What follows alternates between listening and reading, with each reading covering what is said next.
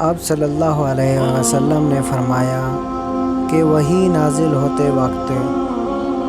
کبھی مجھ کو گھنٹی کی سی آواز محسوس ہوتی ہے اور وحی کی یہ کیفیت مجھ پر بہت شاق گزرتی ہے۔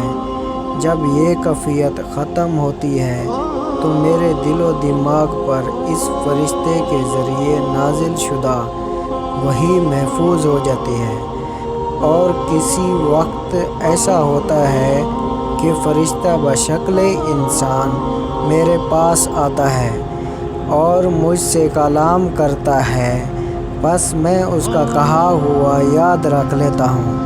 حضرت عائشہ رضی اللہ تعالی عنہ کا بیان ہے کہ میں نے سخت کڑاکے کی سردی میں حضرت صلی اللہ علیہ وسلم کو دیکھا ہے کہ آپ صلی اللہ علیہ وسلم پر وحی نازل ہوئی، اور جب اس کا سلسلہ موقوف ہوا تو آپ صلی اللہ علیہ وسلم کی پیشانی پسینے سے شرابور تھی۔ صحیح بخاری حدیث نمبر 2۔